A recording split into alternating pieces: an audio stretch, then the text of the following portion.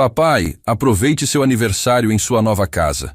Eles vão cuidar de você muito bem, disse meu filho Eduardo, me abandonando na porta do asilo Vila Serena. O sorriso no rosto dele enquanto falava essas palavras foi mais cortante que qualquer faca. Era 22 de agosto. Eu estava fazendo 76 anos. E ali estava meu único filho me entregando como um cachorro vira-lata que não serve mais para nada. Meu nome é Geraldo. Sou soldador aposentado. Trabalhei 38 anos com ferro e fogo para dar uma vida digna para esse menino que hoje me olhava como se eu fosse um estorvo. Nasci lá em Sorocaba, numa família de trabalhadores, e sempre acreditei que família era sagrada. Sempre acreditei que um pai deveria engolir qualquer coisa pelos filhos. Mas naquele momento, segurando minha sacola de lona com as poucas roupas que ele me deixou levar, alguma coisa dentro do meu peito endureceu como ferro no fogo. Não era tristeza que eu estava sentindo. Era uma coisa diferente. Uma coisa que eu nunca tinha sentido antes na vida. Antes de continuar essa história, gostaria de agradecer ao canal Histórias do Coração pela oportunidade de me deixar contar minha história. E peço a você que está assistindo para ajudar esse canal se inscrevendo nele e também comentar a cidade que você está nos ouvindo. Todos os dias tem uma história nova. Se você já passou por algo parecido ou conhece alguém que passou, fica até o final, porque essa história ainda tem muito o que mostrar sobre o que acontece quando um homem decide parar de abaixar a cabeça. Eduardo ficou ali parado no portão por uns 2 minutos, mexendo no celular, nem sequer me olhando nos olhos. Quando a enfermeira veio me buscar, ele acenou de longe, como quem se despede de um conhecido qualquer. Tchau, pai. Se comporte aí, viu? E foi embora no carro dele. Aquela Hilux branca que eu tinha ajudado a pagar anos atrás, quando o negócio de materiais de construção dele estava começando. Eu fiquei ali parado, vendo ele sumir na esquina. E pela primeira vez na minha vida, eu não senti vontade de perdoar. Eu senti vontade de fazer justiça. A enfermeira, uma moça simpática chamada Cláudia, me levou para dentro. Eu caminhava devagar, não por causa da idade, mas porque cada passo que eu dava para longe daquele portão era um passo para longe da vida que eu conhecia. 60 anos morando na mesma casa, a casa que eu construí tijolo por tijolo, e agora estava ali, carregando minha vida inteira numa sacola velha.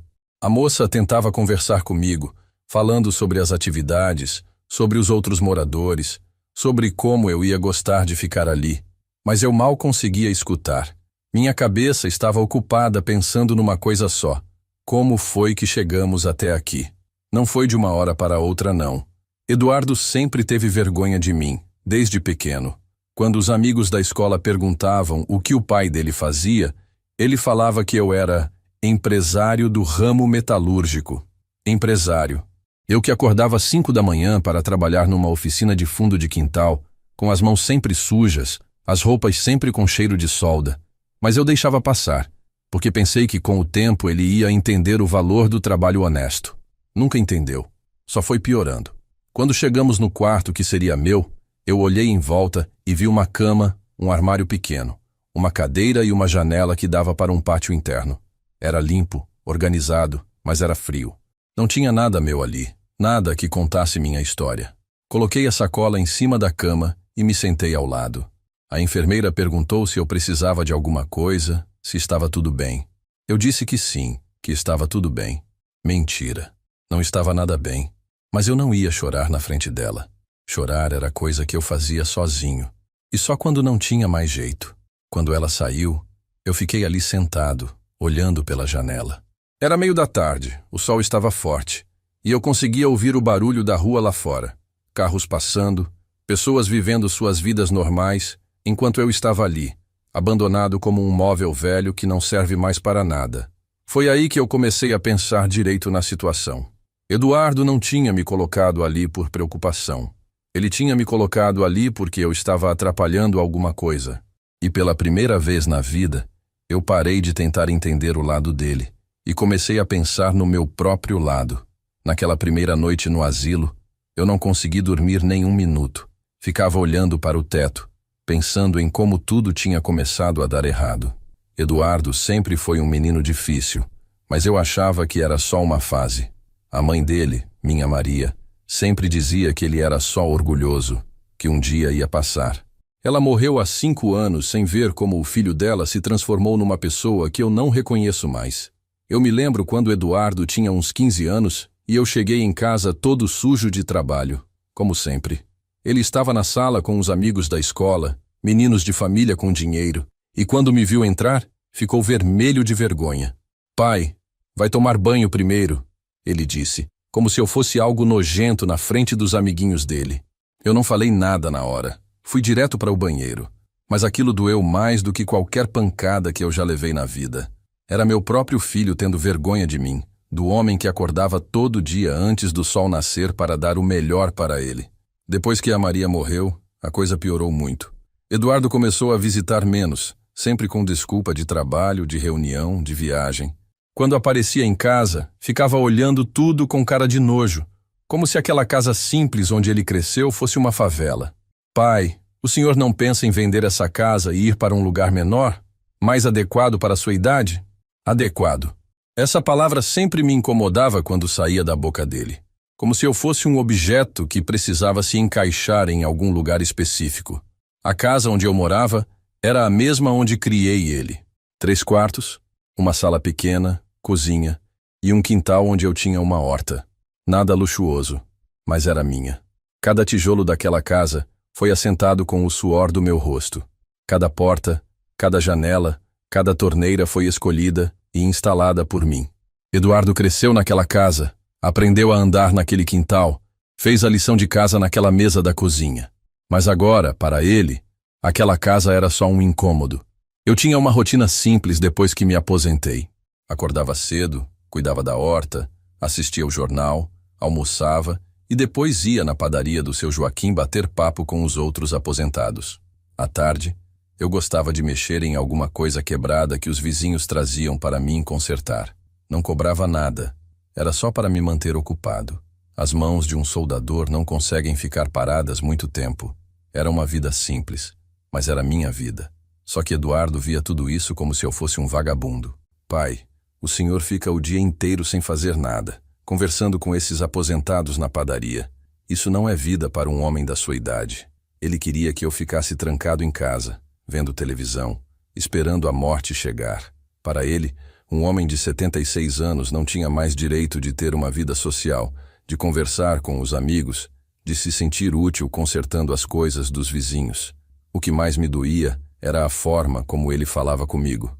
Sempre com pressa, sempre me interrompendo no meio das frases, sempre com cara de quem estava perdendo tempo. Quando eu tentava contar alguma coisa do meu dia, ele ficava mexendo no celular e respondendo sem nem me olhar. Era como se eu fosse um rádio velho ligado no fundo, fazendo barulho sem importância. Minha própria voz tinha se tornado um incômodo para meu filho. 3 meses antes de me internar no asilo, Eduardo apareceu em casa com uma proposta. Pai, eu encontrei um lugar muito bom para o senhor. É uma casa de repouso com enfermeiros, médicos, atividades. O senhor vai estar muito mais seguro lá. Casa de repouso. Era assim que ele chamava o asilo, como se mudando o nome mudasse o que era. Eu disse que não queria, que estava bem na minha casa, que não precisava de ninguém cuidando de mim. Ele ficou irritado. Pai, o senhor está sendo egoísta. Eu trabalho muito, não tenho tempo para ficar me preocupando se o senhor caiu, se esqueceu o fogão ligado, se passou mal. Nesse lugar, eu vou ter paz de espírito. Paz de espírito. Essa foi a expressão que ele usou. Não era para o meu bem, era para a paz de espírito dele. Naquele momento, alguma coisa dentro de mim começou a enxergar Eduardo como ele realmente era. Um homem egoísta que via o próprio pai como um problema a ser resolvido. Mas mesmo assim, eu ainda acreditava que no fundo, muito no fundo, ele me amava. Por isso eu não reagi na hora. Por isso eu deixei ele me convencer com aquelas palavras bonitas sobre segurança e cuidados médicos. Foi aí que eu comecei a entender que Eduardo estava me preparando para esse dia há muito tempo. Não foi uma decisão repentina me colocar no asilo no meu aniversário. Foi uma coisa planejada, pensada, calculada. E isso doía mais do que qualquer coisa que ele já tinha feito comigo antes. No segundo dia no asilo, eu conheci o Dr. Augusto, o médico responsável pelo meu setor. Era um homem de uns 50 anos, cabelo grisalho, olhos gentis, e diferente do meu filho, ele realmente me olhava quando falava comigo. Durante a consulta de rotina, ele perguntou como eu estava me adaptando, se estava tudo bem, se eu precisava de alguma coisa. Eu disse que estava tudo bem, mas ele deve ter percebido que eu estava mentindo. Seu Geraldo, eu já trabalho aqui há 15 anos. Já vi muita gente chegar do jeito que o senhor chegou. Posso perceber quando alguém não está aqui por vontade própria. Ele falou isso de um jeito tão direto que eu não consegui mentir de novo. Contei para ele sobre o Eduardo, sobre o aniversário, sobre como eu tinha sido tratado como um cachorro velho que não serve mais para nada. O doutor escutou tudo em silêncio, balançando a cabeça de vez em quando, e quando eu terminei, ele suspirou fundo. Infelizmente, isso é mais comum do que o senhor imagina. Filhos que veem os pais como um fardo, que querem se livrar da responsabilidade. Mas me diga uma coisa, seu Geraldo. O senhor tem algum problema de saúde que justifique estar aqui? Alguma doença? Alguma limitação? Eu disse que não, que estava com a saúde boa, que ainda conseguia fazer tudo sozinho. Então o senhor está aqui contra a sua vontade, sendo que tem capacidade plena para viver sozinho. Isso tem nome na lei. Foi a primeira vez desde que eu cheguei que alguém falou comigo como se eu fosse uma pessoa de verdade, não um móvel velho que estava incomodando. O doutor Augusto me explicou que eu tinha direitos, que ninguém podia me obrigar a ficar num lugar se eu não quisesse, que existiam leis que protegiam pessoas na minha situação. Mas, doutor, ele é meu filho. Eu não quero criar problema para ele. O doutor me olhou com uma expressão que eu nunca vou esquecer. Seu Geraldo, ele criou problema para o senhor primeiro. O senhor não deve lealdade para quem não tem lealdade pelo senhor. Naquela noite, eu fiquei pensando nas palavras do doutor. Durante 76 anos, eu sempre acreditei que ser pai significava aceitar qualquer coisa dos filhos, que o amor de pai era incondicional, que eu tinha que perdoar sempre, não importa o que fizessem comigo. Mas pela primeira vez na vida, eu comecei a questionar se isso estava certo. Se realmente era amor ou se era só covardia da minha parte. Eu comecei a me lembrar de outras situações onde Eduardo tinha me humilhado e eu tinha engolido calado. Como naquele Natal de 2 anos atrás, quando ele me proibiu de contar as histórias da minha juventude para os netos, porque era coisa de velho chato. Como ele nunca me chamava pelo nome quando estava com os amigos, sempre me apresentava como ele aqui, ou simplesmente ignorava minha presença. Como ele falava comigo na frente de outras pessoas como se eu fosse uma criança birracenta que precisava ser educada. Mas o que mais doía era lembrar de tudo que eu fiz por ele ao longo da vida. Quando ele quis fazer faculdade de administração numa universidade particular, cara, eu vendi minha motocicleta, a única coisa de valor que eu tinha além da casa, para pagar as mensalidades. Trabalhei dobrado durante 4 anos, pegando serviços extras nos fins de semana, chegando em casa exausto, só para que ele pudesse ter o diploma que tanto queria. E quando ele se formou, nem sequer me agradeceu. Disse que era obrigação minha como pai ter pago os estudos dele. Quando Eduardo quis abrir a loja de materiais de construção, eu emprestei para ele todas as minhas economias. 25 mil reais que eu tinha guardado durante anos, sonhando com uma aposentadoria mais tranquila. Ele prometeu que ia me devolver em 2 anos, com juros. Isso foi há 8 anos. E até hoje ele nunca me devolveu 1 centavo. Sempre que eu tocava no assunto, ele dizia que o dinheiro estava investido no negócio, que eu ia receber quando a empresa crescesse mais. Mas a empresa cresceu. Ele comprou casa nova, carro novo, e o meu dinheiro nunca apareceu. Eu me lembrei também de como ele tratava a mãe dele nos últimos anos de vida da Maria.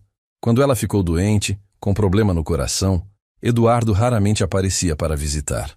Sempre tinha uma desculpa. Trabalho, viagem, compromisso. Era eu que cuidava dela, que levava no médico, que ficava acordado de madrugada quando ela passava mal. E quando ela morreu, Eduardo apareceu no velório choramingando, fazendo drama para todo mundo ver, como se tivesse sido o filho mais dedicado do mundo. No 3º dia no asilo, eu comecei a conversar com outros moradores. Descobri que muitos estavam na mesma situação que eu. Filhos que queriam se livrar dos pais, que viam o asilo como uma solução fácil para não ter que cuidar de ninguém. Seu Antônio, um senhor de 82 anos que dormia na cama ao lado da minha, me contou que o filho dele tinha vendido a casa onde ele morava há 50 anos e usado o dinheiro para comprar um apartamento para a nora.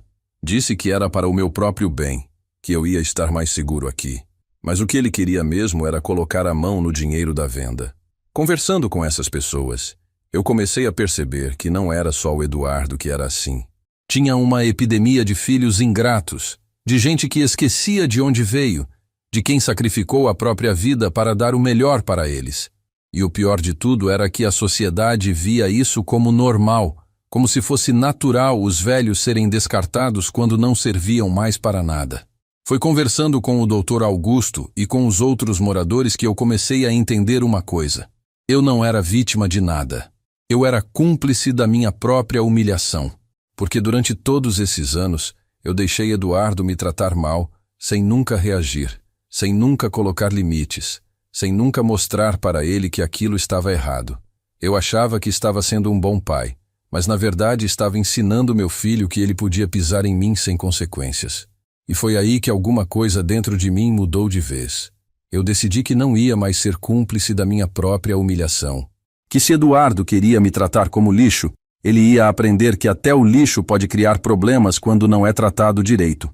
Na quarta manhã no asilo, eu acordei com uma decisão tomada. Não ia mais ficar ali chorando as pitangas, lamentando minha sorte. Se Eduardo achava que podia me jogar fora como um lixo velho, ele ia descobrir que esse lixo ainda tinha muito valor. Eu pedi para falar com o Dr. Augusto e contei para ele que queria entender melhor sobre meus direitos, sobre o que eu podia fazer na minha situação. O doutor me explicou que o que Eduardo tinha feito comigo tinha nome na lei: abandono de incapaz. Mesmo eu sendo maior de idade, o fato dele ter me internado contra minha vontade, sendo que eu tinha plena capacidade mental e física, configurava crime. Seu Geraldo, o senhor tem direito de sair daqui quando quiser. Ninguém pode obrigar o senhor a ficar num lugar se o senhor não quer. E se alguém fez isso, essa pessoa cometeu um crime. Mas eu não queria só sair de lá. Eu queria que Eduardo aprendesse uma lição que ele nunca mais ia esquecer. Queria que ele soubesse que tratar o próprio pai como lixo tem consequências. O Dr. Augusto me deu o contato de um advogado conhecido dele, um homem que trabalhava com casos de direitos dos idosos. Doutor, esse advogado é bom mesmo? Porque eu não tenho dinheiro para pagar um advogado caro. Ele sorriu e me disse que esse advogado fazia questão de ajudar pessoas na minha situação, que muitas vezes nem cobrava pelos serviços. Dr. Roberto Henrique era o nome do advogado. Um homem de uns 40 anos, sério, que me recebeu no próprio asilo no dia seguinte. Ele ouviu minha história toda, fez várias perguntas sobre minha relação com Eduardo, sobre minha saúde, sobre minha situação financeira. Quando eu terminei de contar tudo, ele balançou a cabeça e disse: Seu Geraldo, o que seu filho fez com o senhor é grave, muito grave. O advogado me explicou que eu tinha várias opções. Podia processar Eduardo por abandono, podia exigir que ele me sustentasse financeiramente já que tinha me tirado da minha casa, podia até mesmo pedir para ele devolver o dinheiro que me devia há 8 anos com correção e juros. Mas, doutor, eu não quero destruir a vida do meu filho. Eu só quero que ele aprenda a me respeitar. O advogado me olhou com uma expressão séria. Seu Geraldo, respeito não se pede. Respeito se conquista. E às vezes, para conquistar respeito, a gente precisa mostrar que tem dentes. Durante nossa conversa, eu contei para o Dr. Roberto sobre o dinheiro que emprestei para Eduardo abrir a loja, sobre como ele nunca me devolveu, sobre como ele sempre dizia que o dinheiro estava investido no negócio. O advogado anotou tudo numa caderneta e me disse que isso era mais um agravante. Apropriação indébita, seu Geraldo. Seu filho se apropriou de um valor que não era dele e nunca devolveu. Isso também é crime.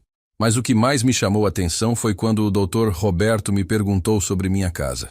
Seu Geraldo, essa casa onde o senhor morava está no nome de quem? Eu disse que estava no meu nome, que eu tinha o documento tudo certinho. E seu filho tem alguma procuração para agir em seu nome?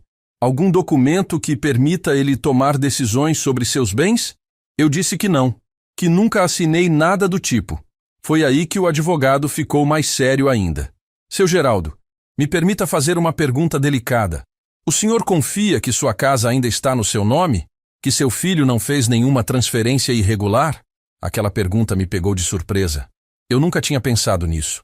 Eduardo sempre falava para eu vender a casa, sempre dizia que eu precisava de um lugar menor, sempre insistia que aquela casa era grande demais para mim. E se ele tivesse encontrado uma forma de tomar minha casa sem eu saber? O Dr. Roberto se ofereceu para verificar a situação da minha casa no cartório, para ter certeza de que tudo estava em ordem. É melhor prevenir do que remediar, seu Geraldo. Em casos como o seu, é comum os filhos tentarem se apropriar dos bens dos pais antes mesmo de interná-los. Aquilo me deixou com um frio na barriga. E se Eduardo não tivesse me internado só para se livrar de mim? E se tivesse sido para ter acesso livre à minha casa, aos meus documentos, às minhas coisas? Naquela noite, eu não consegui dormir pensando nessas possibilidades. Eduardo sempre teve interesse na minha casa. Nos últimos meses antes de me internar, ele aparecia lá mais frequentemente, sempre com desculpa de verificar se estava tudo bem, se eu precisava de alguma coisa. Mas agora eu comecei a pensar que talvez ele estivesse verificando outras coisas. Meus documentos, minha situação financeira, meus bens. Eu me lembrei de uma situação estranha que aconteceu uns 2 meses antes de eu vir para o asilo. Eduardo apareceu em casa dizendo que precisava de alguns documentos meus para resolver uma questão no banco relacionada ao dinheiro que eu tinha emprestado para ele. Disse que era só uma formalidade, que o banco estava pedindo para comprovar que o empréstimo tinha sido legítimo. Eu entreguei os documentos porque confiava nele, porque achei que finalmente ele ia regularizar aquela dívida. Mas agora, pensando melhor, eu comecei a desconfiar que aqueles documentos não foram usados para regularizar dívida nenhuma, que talvez tenham sido usados para outras coisas, coisas que eu não sabia. O Dr. Roberto tinha plantado uma semente de desconfiança na minha cabeça, e essa semente estava crescendo rápido. No dia seguinte, o advogado me ligou com uma notícia que me deixou com vontade de quebrar tudo. Minha casa não estava mais no meu nome. Eduardo tinha conseguido transferir a propriedade para o nome dele 3 semanas antes de me internar no asilo. Tinha usado uma procuração falsa, com minha assinatura falsificada, para fazer a transferência irregular. Seu Geraldo, seu filho não só abandonou o senhor num asilo, ele roubou sua casa. Isso é estelionato, falsificação de documento e apropriação indébita. São crimes graves, que podem dar cadeia. Quando eu ouvi aquilo, senti uma raiva que nunca tinha sentido na vida. Eduardo não tinha me internado só para se livrar de mim. Ele tinha planejado tudo para me roubar, para ficar com tudo que eu tinha construído durante uma vida inteira de trabalho. Naquele momento, eu entendi que todos aqueles anos sendo bonzinho, perdoando, passando pano, só tinham servido para ensinar meu filho que ele podia fazer qualquer coisa comigo sem consequências. Mas agora ia ser diferente. Agora ele ia aprender que mexer com o velho Geraldo tem um preço. E esse preço ele ia pagar na justiça. Quando o Dr. Roberto me confirmou que Eduardo tinha mesmo roubado minha casa, eu senti uma mistura de raiva e alívio que é difícil de explicar. Raiva porque descobri que meu próprio filho era um ladrão. Alívio porque finalmente eu tinha certeza absoluta de que tipo de pessoa ele realmente era, e isso acabava com qualquer dúvida que ainda restava no meu coração sobre estar fazendo a coisa certa. O advogado me explicou como Eduardo tinha conseguido fazer a transferência irregular. Ele tinha usado aqueles documentos que pediu emprestado, tinha falsificado minha assinatura numa procuração e depois usado essa procuração para transferir a casa para o nome dele. Tudo muito bem planejado, tudo muito bem executado. Seu Geraldo, isso não foi coisa de momento. Seu filho vem planejando isso há meses, talvez anos. Eu pedi para o doutor Roberto me explicar direitinho todos os crimes que Eduardo tinha cometido, porque eu queria entender a gravidade da situação. Ele pegou a caderneta e começou a listar. Abandono de incapaz porque internou o senhor contra sua vontade, sendo que o senhor tem plena capacidade. Falsificação de documento público, por ter falsificado sua assinatura na procuração. Estelionato, por ter usado documento falso para obter vantagem ilícita. Apropriação indébita, por ter se apropriado de bem alheio. E ainda tem a questão dos R$ 25 mil que ele nunca devolveu. Doutor, quanto tempo de cadeia uma pessoa pode pegar por tudo isso? O advogado fez uns cálculos rápidos na cabeça e me disse que, somando tudo, Eduardo poderia pegar entre 8 e 15 anos de prisão. 15 anos. Meu filho poderia passar 15 anos na cadeia por causa do que fez comigo. Eu senti um aperto no peito pensando nisso, mas ao mesmo tempo senti que era o que ele merecia. O doutor Roberto me disse que a primeira coisa a fazer era sair do asilo imediatamente e registrar um boletim de ocorrência na delegacia. Seu Geraldo, cada dia que o senhor fica aqui é mais uma evidência de que foi abandonado contra sua vontade. E quanto mais tempo passar, mais difícil vai ser recuperar sua casa. Eu concordei, mas pedi para ele me dar mais uns 2 dias para me preparar psicologicamente para enfrentar Eduardo. Naquela noite, eu conversei com o doutor Augusto sobre tudo o que estava acontecendo. Ele ficou indignado quando soube que Eduardo tinha roubado minha casa. Seu Geraldo, eu já vi muita covardia nessa profissão, mas isso que seu filho fez supera tudo. O senhor está fazendo a coisa certa denunciando ele. O doutor me ofereceu todo o apoio médico necessário. Disse que ia fazer um relatório completo sobre minha capacidade mental e física para usar no processo. Eu também conversei com Dona Rosa, uma senhora de 78 anos que morava no quarto ao lado e que tinha se tornado minha amiga no asilo. Ela ficou revoltada quando contei minha história. Geraldo, você não pode deixar esse menino fazer isso com você. Eu sei que é difícil processar um filho, mas ele não está se comportando como filho, está se comportando como bandido. Dona Rosa tinha razão. Eduardo tinha cruzado a linha que separa um filho ingrato de um criminoso comum. No 7º dia no asilo, eu tomei coragem e liguei para meus netos, Lucas e Sofia. Eles são filhos de Eduardo, mas sempre tiveram uma relação carinhosa comigo. Lucas tinha 17 anos e Sofia 15. Eu queria explicar para eles o que estava acontecendo antes que Eduardo inventasse alguma mentira para justificar porque o avô tinha sumido de repente. Quando Lucas atendeu o telefone, eu percebi que ele ficou surpreso de ouvir minha voz. Vô, onde o senhor está? Papai disse que o senhor estava viajando, conhecendo uns parentes no interior. Mentira. Eduardo tinha mentido até para os próprios filhos sobre onde eu estava. Contei para Lucas a verdade, que o pai dele tinha me internado num asilo contra minha vontade, no dia do meu aniversário, e que tinha roubado minha casa. Lucas ficou em silêncio por um tempo longo. Depois disse: Vô, eu não acredito que o papai fez isso. Deve ter algum engano. Eu entendi a reação dele.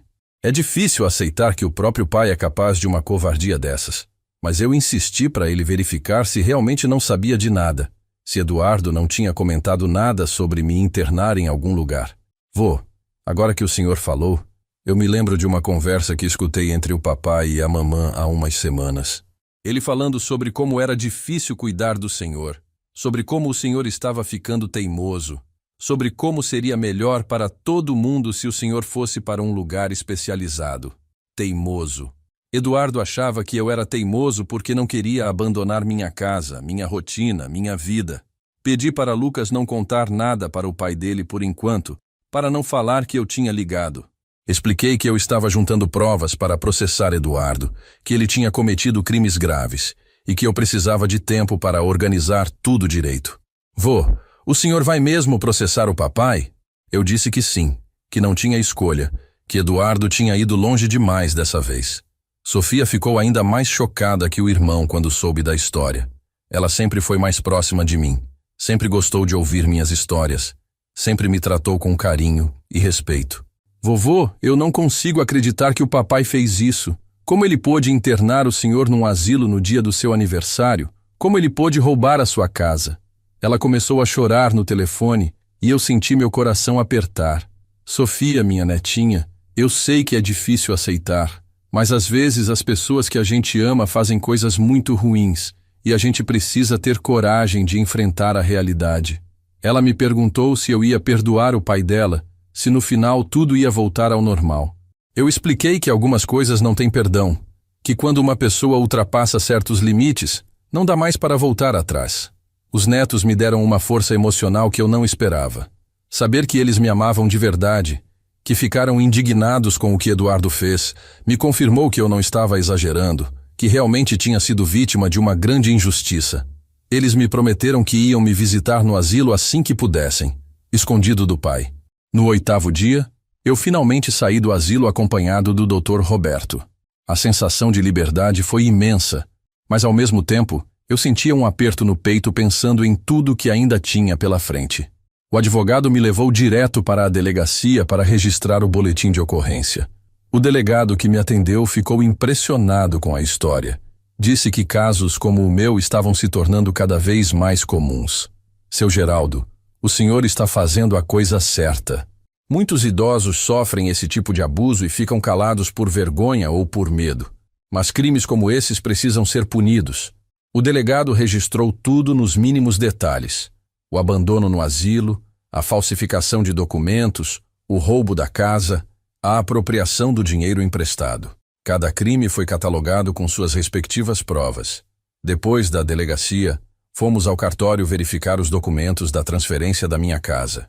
Lá estava tudo: a procuração com minha assinatura falsificada, a escritura de transferência, todos os papéis que comprovavam o roubo. O Dr. Roberto fotografou tudo para juntar ao processo. Seu Geraldo, com essas provas, seu filho não vai ter como se defender. A falsificação é clara, qualquer perito vai identificar. Quando saímos do cartório, eu pedi para o Dr. Roberto me levar até minha antiga casa.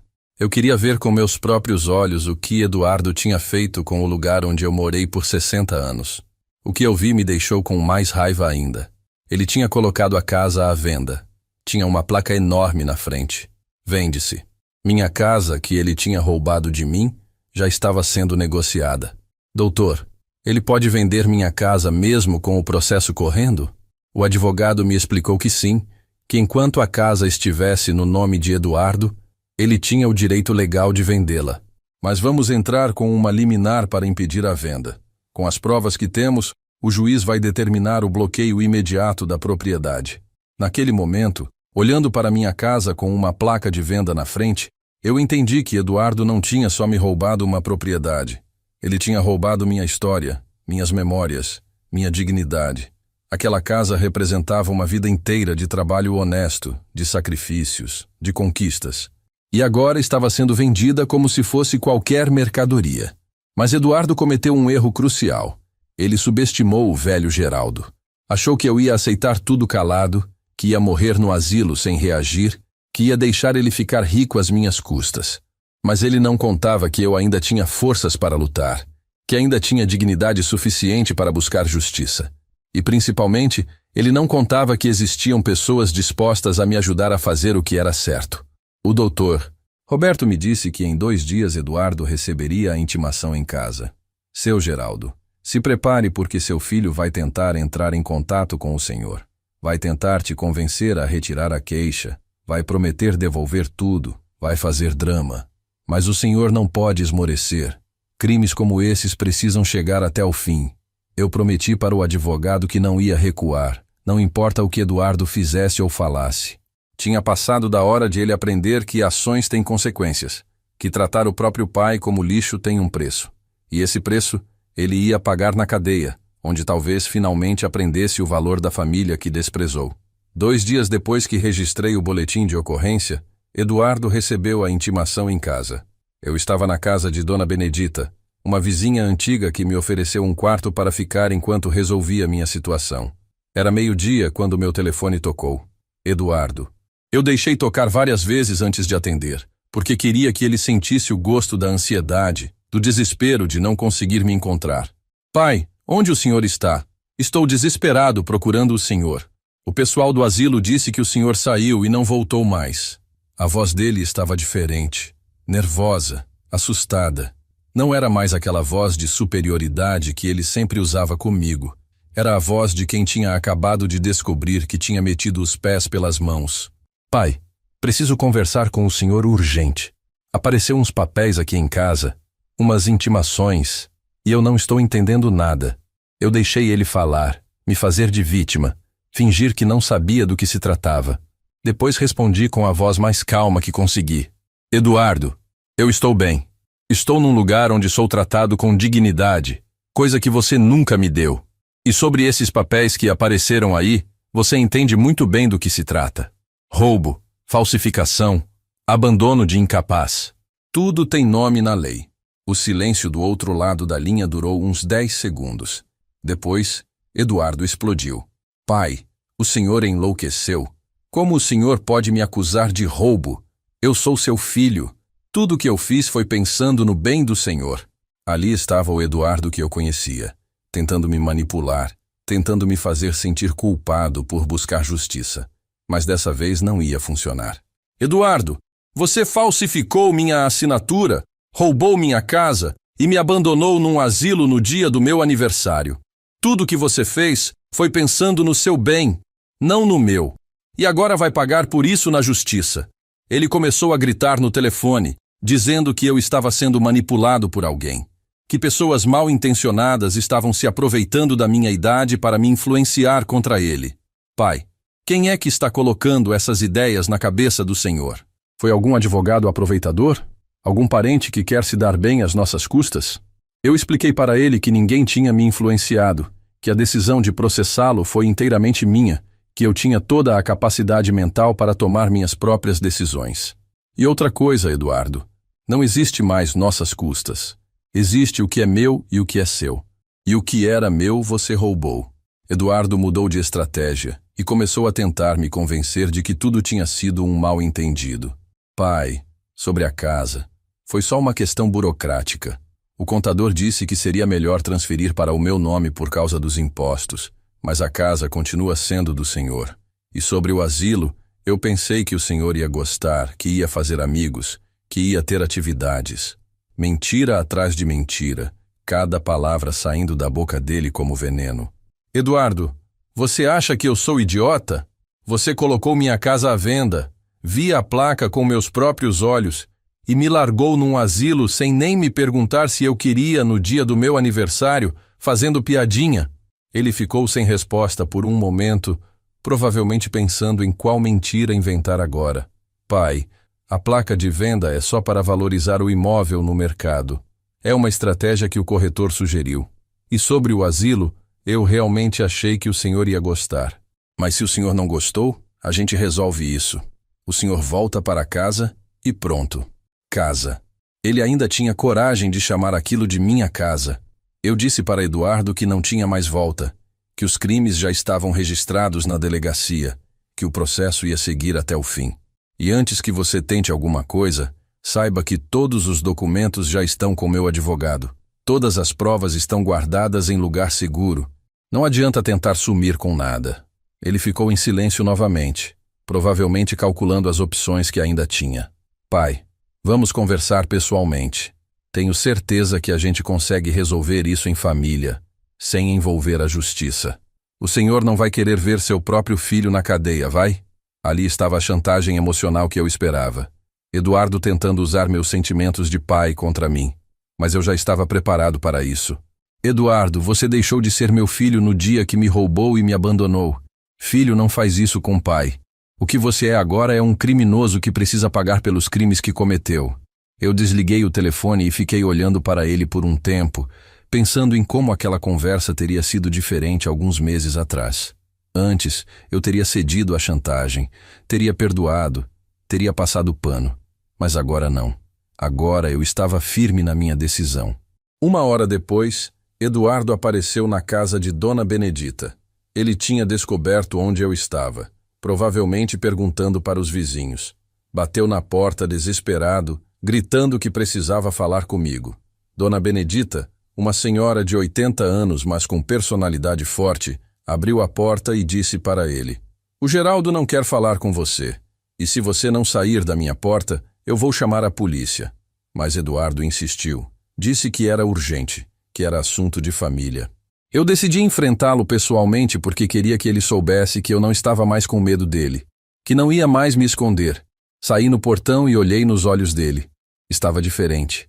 Nervoso, suando, com uma expressão de desespero que eu nunca tinha visto antes. "Pai, pelo amor de Deus, vamos conversar com calma. Isso tudo é um mal-entendido que pode ser resolvido." Ele tentou me tocar no braço, mas eu me afastei. "Eduardo, não tem conversa. Você me traiu da pior forma possível. Roubou minha casa, falsificou minha assinatura, me abandonou num asilo. Não tem conversa que resolva isso." Eduardo começou a chorar, fazendo drama, dizendo que estava arrependido, que tinha feito tudo errado, que queria consertar as coisas. "Pai, eu devolvo a casa, eu devolvo o dinheiro, eu pago o melhor asilo para o senhor se quiser. Mas pelo amor de Deus, não me processe. Pense nos meus filhos, nos seus netos. Pense no que vai ser deles se o pai for preso." Agora ele se lembrava dos netos. Quando me abandonou no asilo, ele não pensou nos netos. Quando roubou minha casa, ele não pensou nos netos. Mas agora que estava com o rabo preso, ele se lembrava que tinha filhos. Eduardo, você deveria ter pensado nos seus filhos antes de cometer esses crimes. Agora é tarde. Ele tentou outra abordagem. Pai, o senhor sabe que eu tenho problemas financeiros. A empresa está passando por dificuldades, eu tenho dívidas para pagar. Foi por isso que eu fiz essas coisas. Não foi por maldade, foi por desespero. Mesmo tentando justificar os crimes, ele não conseguia parar de mentir. A empresa dele estava indo bem. Eu sabia porque tinha visto a Hilux nova que ele comprou. Eduardo, se você estava com problemas financeiros, era só ter me pedido ajuda de forma honesta. Eu sempre ajudei você quando precisou. Mas você preferiu me roubar, me enganar, me tratar como lixo. Ele insistiu que queria conversar, que queria explicar tudo direito, que tinha coisas que eu não sabia. Pai, tem coisas que aconteceram que o Senhor não sabe. Pessoas que me influenciaram, que me deram conselhos errados. Eu não sou uma pessoa má, o Senhor sabe disso. Sempre culpando outros, nunca assumindo a responsabilidade pelos próprios atos. Essa era a personalidade de Eduardo desde criança. Quando fazia alguma coisa errada, sempre tinha alguém para culpar. Eu disse para ele que não queria mais ouvir mentiras, que nossa conversa tinha acabado. Eduardo, você tem direito a um advogado, tem direito de se defender na justiça. Mas comigo você não tem mais direito a nada. Para mim, você morreu no dia que me abandonou naquele asilo. Entrei na casa de Dona Benedita e fechei a porta. Ele ficou do lado de fora gritando, implorando, fazendo escândalo. Dona Benedita chamou a polícia e quando os policiais chegaram, Eduardo estava tentando forçar a porta. Os policiais conversaram com ele, disseram que se ele não saísse dali, ia ser preso por perturbação do sossego. Ele foi embora, mas antes gritou para mim: Pai, o senhor vai se arrepender disso, o senhor vai ver o que é ficar sozinho no mundo. Ameaça. Agora, além de ladrão, Eduardo estava fazendo ameaças. Eu pedi para os policiais registrarem a ocorrência da ameaça também. Mais um crime para adicionar à lista. Cada atitude de Eduardo só confirmava que eu estava fazendo a coisa certa processando ele. Na semana seguinte, Eduardo tentou de tudo para me fazer desistir do processo. Primeiro, ele mandou os netos tentarem me convencer. Lucas apareceu na casa de Dona Benedita chorando, implorando para eu perdoar o pai dele. Vô, por favor, não faça isso com o papai. Ele está desesperado, não está dormindo, não está comendo. A mamãe está preocupada que ele vai fazer alguma besteira. Eu expliquei para Lucas que entendia o sofrimento dele, mas que seu pai tinha feito escolhas que tinham consequências. Meu neto, eu amo vocês mais do que tudo nessa vida, mas não posso deixar de buscar justiça por causa do amor que sinto por vocês. Seu pai cometeu crimes graves e crimes precisam ser punidos. Lucas chorou muito. Disse que a família estava se destruindo, que nada mais seria como antes. Vô, o senhor não pode perdoar só dessa vez? O papai prometeu que vai devolver tudo, que vai consertar os erros dele. Eu expliquei para Lucas que seu pai já tinha tido muitas chances de fazer a coisa certa, que durante anos eu perdoei humilhações e desrespeitos, sempre esperando que ele mudasse. Dessa vez ele foi longe demais. Roubar minha casa e me abandonar no asilo não é erro, é crime. Sofia também veio me visitar, também chorando, também pedindo para eu retirar a queixa. Vovô, eu sei que o papai fez coisas horríveis com o senhor, mas ele é meu pai, e eu não quero vê-lo na cadeia. Eu abracei minha netinha e expliquei que às vezes fazer a coisa certa dói em quem a gente ama, mas que era necessário. Filha, se eu deixar seu pai sair impune dessa, ele vai continuar fazendo maldades com outras pessoas. Pode ser até com vocês no futuro. Depois dos netos, Eduardo mandou a ex-mulher dele, mãe dos meus netos, tentar me convencer. Patrícia era uma boa pessoa. Sempre me tratou com respeito quando ainda era casada com Eduardo. Ela veio até a casa de Dona Benedita pedindo para conversarmos. Seu Geraldo, eu sei que o Eduardo fez coisas terríveis com o senhor. Ele sempre foi egoísta, sempre pensou só nele. Mas, pelo bem das crianças, o senhor não poderia considerar um acordo? Eu expliquei para Patrícia que não era questão de acordo, era questão de justiça. Patrícia, Se Eduardo fosse um estranho que tivesse feito isso comigo, você acharia certo ele ficar impune? Por que deveria ser diferente só porque ele é meu filho? Ela tentou argumentar que as crianças iam sofrer muito se o pai fosse preso, que elas não tinham culpa dos erros dele. Patrícia, as crianças vão sofrer mesmo se Eduardo não for preso, porque vão crescer achando que é normal tratar os avós como lixo, que é normal roubar, mentir, falsificar documentos. É melhor elas aprenderem agora que ações têm consequências. Patrícia foi embora triste, mas eu percebi que, no fundo, ela entendia meu lado. Eduardo também tentou me pressionar financeiramente. Descobriu que eu estava morando na casa de Dona Benedita e começou a espalhar para os vizinhos que eu era um velho ingrato que estava destruindo a família por causa de dinheiro. O Geraldo está sendo influenciado por advogados aproveitadores que querem ganhar dinheiro às custas da família. Ele dizia para quem quisesse ouvir. Alguns vizinhos mais antigos que me conheciam há décadas vieram conversar comigo. Seu João, que morava na rua há 50 anos, veio me perguntar se era verdade que eu estava processando Eduardo por causa da casa. Geraldo, vocês não conseguem resolver isso em família? Processo na justiça demora anos, custa caro, e no final ninguém fica feliz. Eu contei para seu João toda a história, desde o abandono no asilo até o roubo da casa. Ele ficou indignado. Geraldo, eu não sabia que a situação era grave assim. Esse menino perdeu o juízo de vez. Você está certíssimo processando ele. Se fosse comigo, eu já tinha dado umas porradas nele. A reação de seu João me mostrou que as pessoas de bem entendiam meu lado quando conheciam os fatos. Mas nem todos os vizinhos me apoiaram. Dona Lourdes, uma senhora que sempre foi fofoqueira, começou a espalhar que eu era um pai desnaturado, que estava fazendo escândalo por causa de bens materiais. Um pai de verdade perdoa tudo dos filhos. Ela dizia. O Geraldo está agindo como se não fosse cristão. Eu não me importava com a opinião dela, porque sabia que ela não conhecia os fatos. O Dr. Roberto me orientou a não discutir o caso com vizinhos ou conhecidos, para evitar que Eduardo usasse alguma declaração minha contra mim no processo. Seu Geraldo, quanto menos o senhor falar sobre o caso, melhor. Deixe as provas falarem por si. O advogado também me informou que Eduardo tinha contratado um advogado criminalista famoso, conhecido por defender pessoas ricas que cometiam crimes. Doutor, isso significa que Eduardo tem chances de escapar da cadeia? O Dr. Roberto me explicou que advogados bons podem conseguir reduzir penas, conseguir prisão domiciliar, conseguir acordos com o Ministério Público. Mas com as provas que temos, seu Geraldo, vai ser muito difícil para qualquer advogado livrar completamente seu filho. Os crimes são claros, as evidências são incontestáveis. Eduardo começou a pressionar também através da igreja. Ele procurou o padre da paróquia, onde eu sempre ia às missas, e contou uma versão distorcida da história. O padre veio me visitar pedindo para eu reconsiderar a decisão de processar meu filho. Geraldo, o perdão é uma das maiores virtudes cristãs. Jesus nos ensinou a perdoar até mesmo os nossos inimigos. Eu expliquei para o padre que perdão e justiça são coisas diferentes. Padre, eu posso perdoar Eduardo no meu coração, mas isso não significa que ele não deve pagar pelos crimes que cometeu.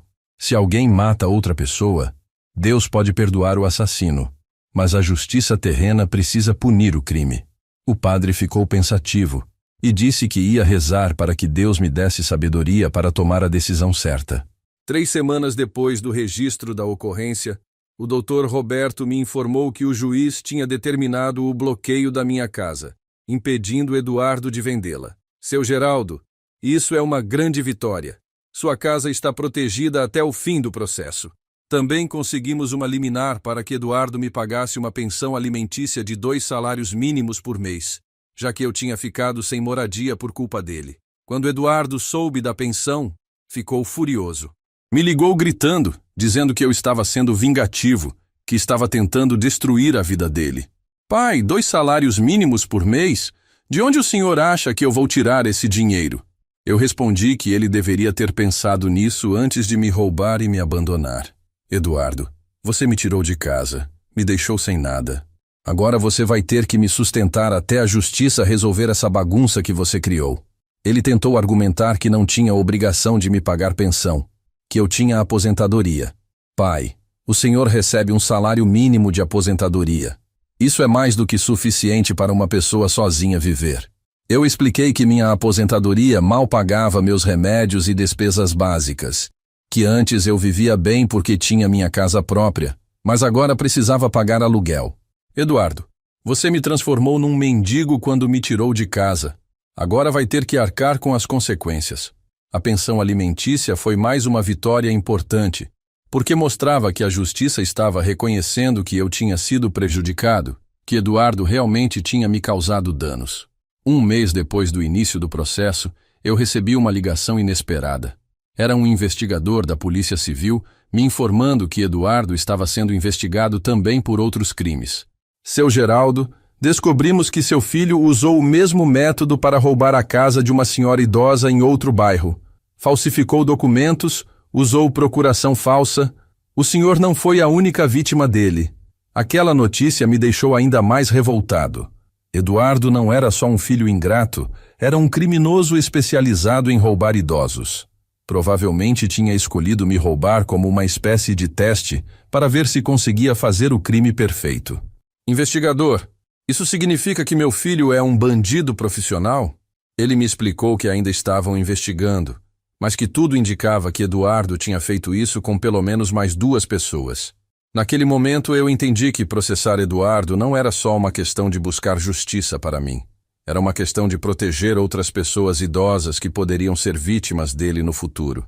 Se eu não tivesse tido coragem de denunciar, quantos outros velhinhos Eduardo teria roubado? Quantos outros pais ele teria abandonado em asilos para ficar com suas casas? 2 meses depois que começou todo esse processo, a vida de Eduardo estava completamente destruída. A notícia dos crimes dele se espalhou pela cidade como fogo no mato. O nome da empresa dele estava sendo associado à falsificação e roubo de idosos. Clientes cancelaram contratos, fornecedores suspenderam crediário, bancos cortaram financiamentos. A empresa que ele tanto se orgulhava estava indo para a falência. O Dr. Roberto me informou que Eduardo estava tentando vender tudo o que tinha para pagar advogados e tentar fazer acordos com as outras vítimas que apareceram. Seu Geraldo, além da senhora do outro bairro, apareceram mais 2 pessoas que foram roubadas pelo seu filho. Um total de 4 famílias destruídas por ele. Cada nova vítima que aparecia me confirmava que eu tinha feito a coisa certa denunciando Eduardo. Patrícia me ligou desesperada contando que Eduardo tinha tentado vender a casa onde ela morava com os netos para pagar as dívidas legais. Seu Geraldo, ele está tentando deixar as crianças na rua. Eu consegui uma liminar para impedir a venda, mas ele está ficando cada vez mais desesperado. Ela me disse que Eduardo estava bebendo muito, que tinha perdido completamente o controle da situação. Uma tarde, Lucas apareceu na casa de Dona Benedita com o rosto machucado. Quando perguntei o que tinha acontecido, ele começou a chorar. Vô, o papai está muito estranho. Ontem ele chegou em casa bêbado e começou a gritar comigo e com a Sofia, dizendo que a culpa de tudo era nossa, que se não fosse por causa de nós ele poderia fugir do país. O menino contou que Eduardo tinha batido nele quando ele disse que não queria mais morar com o pai. Aquilo me deixou com uma raiva que eu nunca tinha sentido na vida. Eduardo agora estava descontando a frustração nos próprios filhos. Crianças que não tinham nada a ver com os crimes dele. Lucas, você e sua irmã não podem mais ficar com seu pai. Ele está perigoso. Liguei imediatamente para Patrícia e contei sobre a agressão. Ela disse que já estava tentando conseguir a guarda provisória das crianças. No dia seguinte, Patrícia conseguiu a medida protetiva e levou Lucas e Sofia para morar com ela. Eduardo ligou para mim fora de si, gritando que eu tinha destruído completamente a vida dele. Pai, o senhor conseguiu o que queria. Agora até meus filhos me abandonaram. Espero que o senhor esteja feliz. Eu disse para ele que quem tinha destruído a própria vida tinha sido ele mesmo, que eu só tinha buscado justiça pelos crimes que ele cometeu. Eduardo, você não perdeu seus filhos por minha causa. Você perdeu porque bateu no Lucas, porque está bebendo, porque está agindo como um louco. A culpa é só sua. Ele começou a me xingar, me chamando de vingativo, de pai desnaturado, de velho amargo. Eu desliguei o telefone e bloqueei o número dele. Não queria mais ouvir a voz de alguém que tinha se transformado num monstro. 3 meses depois do início do processo, aconteceu a primeira audiência. Eu estava nervoso, mas o Dr. Roberto me tranquilizou dizendo que as provas eram tão claras que seria só uma formalidade. Eduardo apareceu no fórum acompanhado do advogado dele, magro, com olheiras, completamente diferente do homem arrogante que me abandonou no asilo. Durante a audiência, o advogado de Eduardo tentou argumentar que os crimes tinham sido cometidos porque meu filho estava passando por problemas psicológicos, que ele precisava de tratamento, não de cadeia. Meritíssimo! Meu cliente está profundamente arrependido dos atos cometidos e gostaria de fazer um acordo com a vítima. O juiz perguntou se eu aceitaria algum tipo de acordo.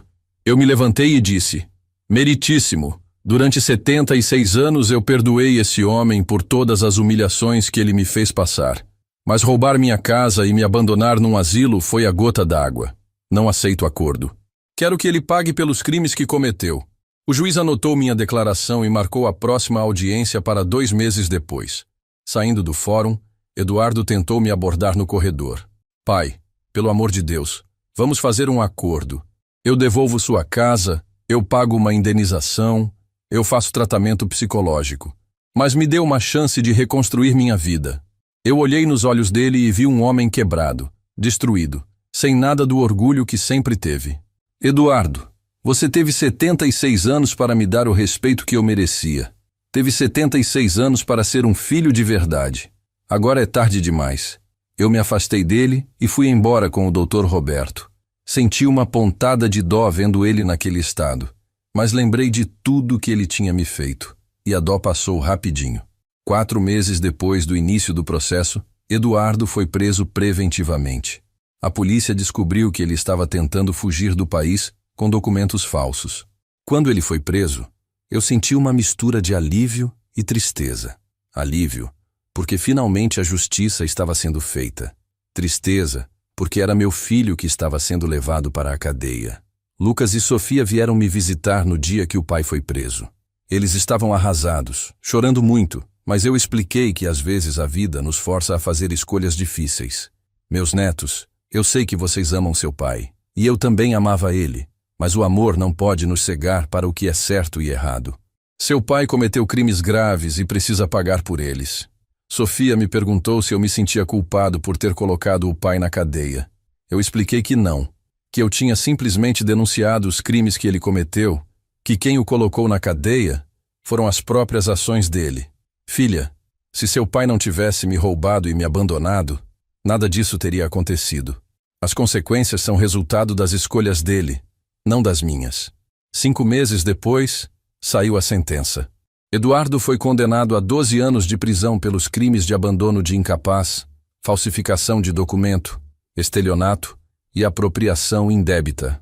Também foi obrigado a me devolver a casa, a pagar indenização por danos morais e a devolver os R$25 mil com correção e juros.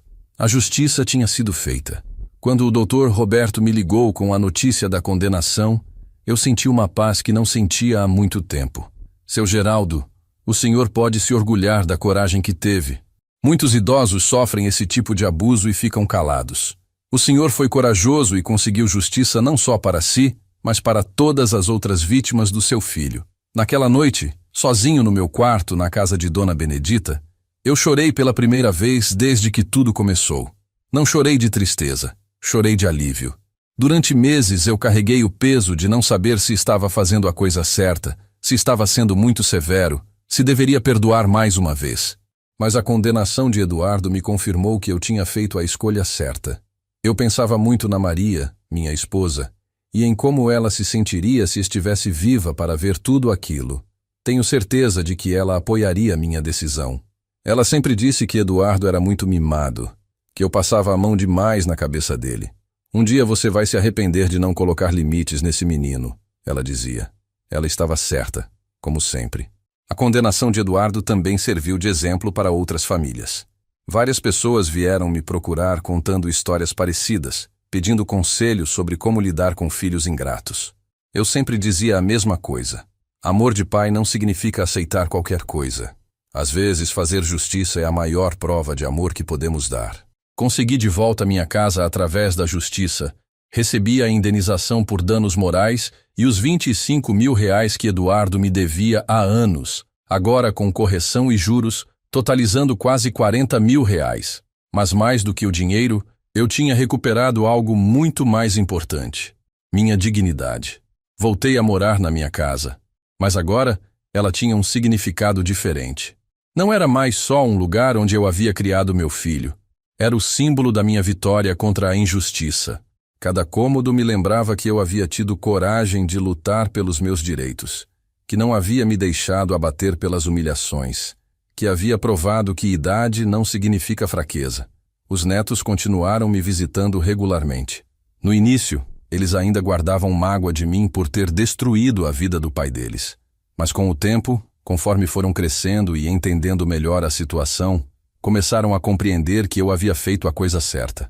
Lucas, que agora tinha 18 anos, me disse numa conversa: "Vô, eu demorei para entender, mas o senhor ensinou para mim e para a Sofia que ninguém pode pisar na gente, nem mesmo família." Sofia, com 16 anos, também mudou a forma de me ver. "Vovô, antes eu achava que o senhor era cruel com o papai, mas agora eu vejo que o senhor só estava sendo justo. O papai fez coisas horríveis, e se o senhor não tivesse denunciado, ele poderia ter feito pior ainda." A sabedoria daquelas crianças me emocionava. Elas entenderam que justiça e vingança são coisas diferentes. Patrícia também me procurou para pedir desculpas pelas vezes que tentou me convencer a fazer acordo com Eduardo. "Seu Geraldo, eu estava errada.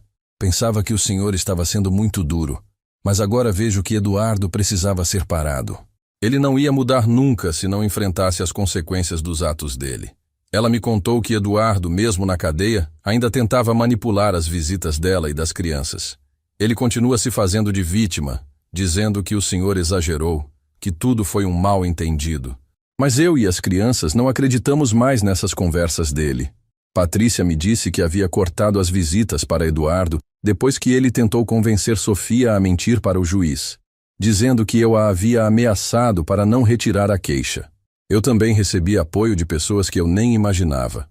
O Dr. Augusto, o médico do asilo onde Eduardo me abandonou, veio me visitar em casa. "Seu Geraldo, o que o senhor fez foi histórico." Desde que a notícia se espalhou, vários idosos que estavam sendo maltratados por familiares tiveram coragem de denunciar. O senhor deu exemplo de dignidade para muita gente. O Dr. Roberto, meu advogado, me contou que o caso havia virado referência nos tribunais. "Seu Geraldo, juízes estão usando a condenação do seu filho como base para outras sentenças envolvendo maus-tratos a idosos. O senhor ajudou a criar jurisprudência para proteger outras pessoas na sua situação." Aquilo me deu um orgulho imenso. Minha luta não havia sido só por mim. Havia sido por todos os velhinhos que sofrem nas mãos de filhos ingratos. Dona Benedita, que me acolheu quando eu mais precisava, se tornou uma grande amiga. Ela me disse que minha história a inspirou a denunciar o próprio genro, que estava roubando dinheiro dela há anos. "Geraldo, vendo sua coragem, eu encontrei forças para defender meus direitos também. Esse genro ladrão não vai mais tirar um centavo de mim." Mas nem tudo foram flores. Algumas pessoas da cidade ainda me viam como o pai que mandou o filho para a cadeia. Dona Lourdes, a vizinha fofoqueira, espalhava que eu era um homem sem coração, que havia destruído uma família por causa de dinheiro. Eu não me importava mais com essas opiniões, porque sabia que quem falava mal de mim não conhecia os fatos. 1 ano depois da condenação de Eduardo, eu recebi uma carta dele na prisão. Era uma carta longa, onde ele finalmente admitia todos os crimes que havia cometido, não só comigo, mas com outras pessoas. Ele contava que na prisão havia tido tempo para refletir sobre a vida, para entender o mal que havia feito.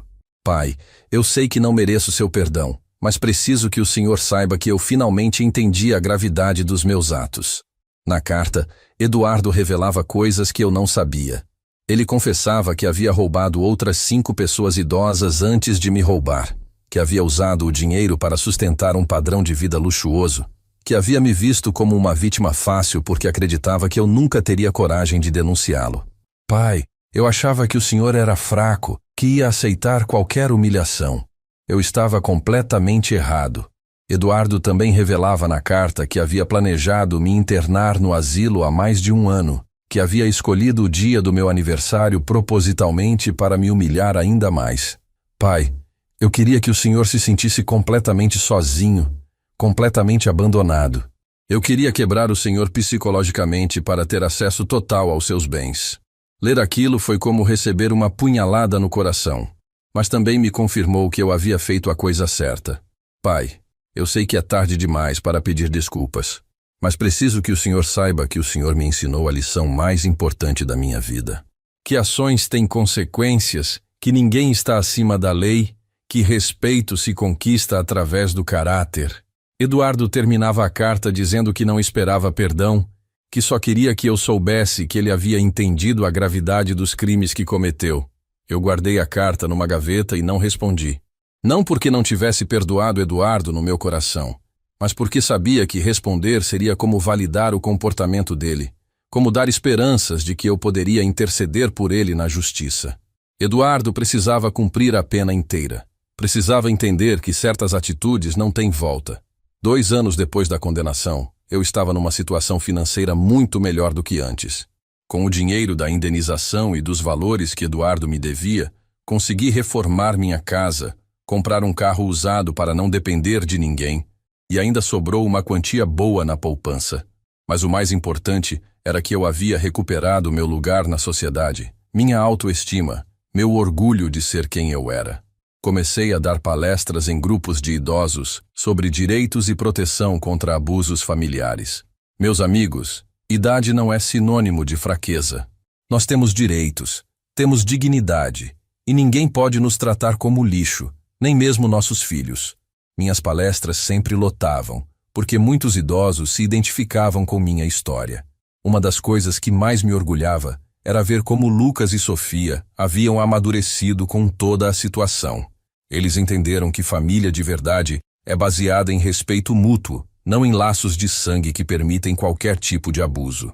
Lucas me disse: "Vô, o senhor me ensinou que amar alguém não significa aceitar ser maltratado por essa pessoa." O Dr. Roberto me contou que Eduardo havia perdido todos os recursos na segunda instância, que a condenação estava confirmada. "Seu Geraldo, seu filho vai cumprir a pena integral, 12 anos na cadeia. Ele só sairá quando tiver 62 anos. Aquilo me deu a certeza de que a justiça havia sido feita completamente, que Eduardo não conseguiria escapar das consequências dos crimes que cometeu. Hoje, 3 anos depois de tudo que aconteceu, eu estou aqui contando essa história para vocês com a consciência tranquila de quem fez a coisa certa. Eduardo ainda está cumprindo pena na penitenciária de Tremembé e, segundo as últimas notícias que recebi, ele está trabalhando na oficina de solda da prisão. Ironia do destino.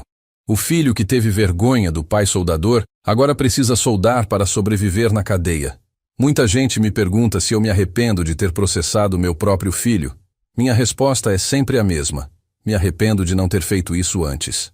Durante anos eu permiti que Eduardo me desrespeitasse, me humilhasse, me tratasse como lixo, sempre esperando que ele mudasse sozinho. Mas bandido não muda por amor. Bandido só muda quando é obrigado pelas circunstâncias. Lucas se formou no ensino médio e está fazendo faculdade de Direito. Ele me disse que minha história o inspirou a estudar lei para defender pessoas que sofrem injustiças. Vô, quero ser como o doutor. Roberto, quero ajudar pessoas que estão sendo prejudicadas por quem deveria protegê-las. Sofia está terminando o ensino médio e quer ser assistente social. Vovô, quero trabalhar com idosos que sofrem maus tratos. Quero dar para eles a mesma força que o Senhor teve. Ver meus netos seguindo caminhos de justiça me enche de orgulho. Eles entenderam que o que eu fiz não foi vingança contra o pai deles. Foi um ato de coragem e dignidade. Eles cresceram sabendo que respeito não se pede, se impõe, e que ninguém tem o direito de maltratar outra pessoa, não importa o grau de parentesco. Hoje eu vivo bem, com saúde, com dignidade, com amigos de verdade. Minha casa está sempre cheia nos fins de semana. Os netos vêm almoçar, Dona Benedita vem tomar café, vizinhos vêm conversar. Eu tenho a vida social que Eduardo tentou me tirar quando me jogou naquele asilo. A diferença é que agora eu sei o valor das pessoas que realmente me respeitam. Continuo dando palestras sobre direitos dos idosos e sempre que conto minha história, vejo lágrimas nos olhos da plateia. Não são lágrimas de pena, são lágrimas de reconhecimento. Muitas pessoas se identificam com minha situação e encontram forças para buscar justiça nas próprias vidas. Recebo cartas de idosos do Brasil inteiro contando como minha história os inspirou a denunciar filhos abusivos. O doutor Augusto, o médico do asilo, me convidou para ser palestrante oficial numa campanha nacional contra maus tratos a idosos. Seu Geraldo, sua história precisa ser conhecida em todo o país. Quantos velhinhos estão sofrendo em silêncio porque acham que é normal ser maltratado pelos filhos? Eu aceitei o convite porque sei que posso ajudar outras pessoas a encontrarem coragem para defender seus direitos. Uma das coisas que mais me marca é quando algum idoso me procura depois de uma palestra e diz: Seu Geraldo, se o senhor conseguiu, eu também vou conseguir. Esses momentos me confirmam que todo o sofrimento valeu a pena, que minha luta não foi só por mim, foi por todos os velhinhos que estão sendo humilhados por filhos ingratos. Eduardo me escreveu mais 2 cartas da prisão, mas eu nunca respondi. Não porque não tenha perdoado ele no meu coração, mas porque sei que meu silêncio é parte da lição que ele precisa aprender. Às vezes, o amor mais verdadeiro que podemos dar para alguém é deixar que essa pessoa enfrente as consequências dos próprios atos. Lucas me contou que visitou o pai na prisão uma vez e que Eduardo perguntou por mim. Ele quer saber se o senhor está bem, se está com saúde, se está feliz. Eu disse para Lucas responder que estou muito bem, muito feliz, e que finalmente estou vivendo com a dignidade que sempre mereci. Há 2 meses, recebi uma notícia que me deixou muito feliz. O Dr. Roberto me informou que a lei que protege idosos contra abandono familiar foi endurecida e que meu caso foi usado como exemplo na justificativa da mudança. Seu Geraldo, agora filhos que abandonam pais em asilos contra a vontade deles podem pegar até 20 anos de cadeia. Saber que minha luta ajudou a proteger outros idosos me dá um orgulho imenso. Se eu pudesse dar um conselho para todos os pais e avós que estão me ouvindo, seria este: amor de pai não significa aceitar qualquer humilhação. Nossos filhos precisam aprender desde cedo que respeito é fundamental em qualquer relacionamento, inclusive familiar. E se eles não aprenderam quando eram pequenos, nunca é tarde para ensinar, mesmo que seja através da justiça. Para vocês que estão sofrendo maus tratos de filhos ingratos, quero dizer: tenham coragem. Procurem ajuda, denunciem, não aceitem ser tratados como lixo. A idade traz sabedoria e experiência, não fraqueza. Vocês merecem respeito, merecem dignidade, merecem viver os últimos anos da vida com paz e tranquilidade. E para os filhos que estão me ouvindo e que talvez estejam maltratando seus pais, quero deixar uma reflexão. Um dia vocês também vão envelhecer. Um dia vocês também vão precisar de cuidados, de respeito, de carinho. O que vocês estão plantando hoje é o que vão colher no futuro. Pensem nisso enquanto ainda há tempo de mudar.